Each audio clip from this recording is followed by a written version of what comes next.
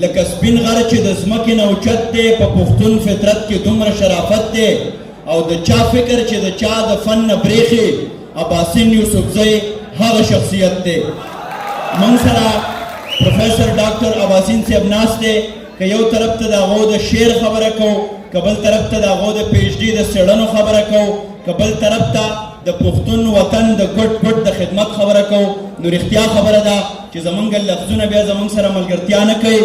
ښکلي به بلهاوي په جهان خو داسې نه زه هم ډېر حسین وم ارمان خو داسې نه او نن مې ترېنه لاس د ښکلولو په نیت راکېښ روی راته ووایي چې قربان خو داسې نه. دا غواړم ډېر محترم پروفیسر ډاکټر اباسین یوسفزی صاحب چې هغه راشي او موږ سره خپل نظر شریک کړي. اعوذ باللہ من الشیطان الرجیم بسم اللہ الرحمن الرحیم. ډېر محترم جوهر سید صاحب، ډاکټر اویس قرنی صاحب، شاعرانو ملګرو، استادانو صاحبانو او خوږو بچو، السلام علیکم.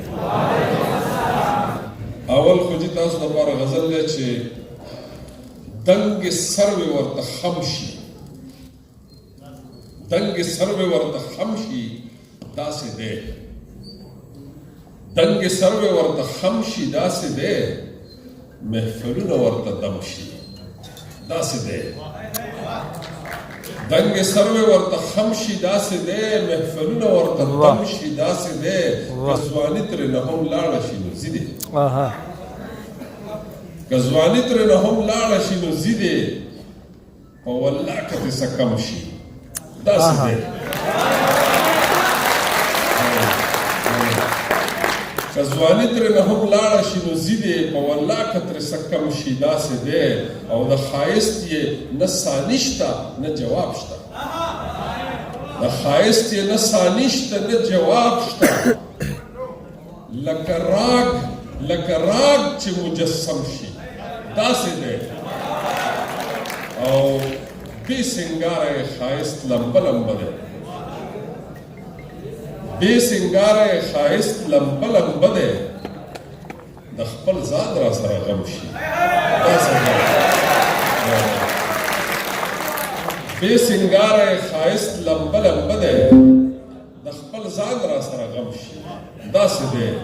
او په ځوانۍ کې جمال داسې غورځي کړي، غورځنګ نه وتی غورځي حمله اټیک، په ځوانۍ کې جمال داسې غورځي کړي لکه مست دریاب چې تم شي داسې دی.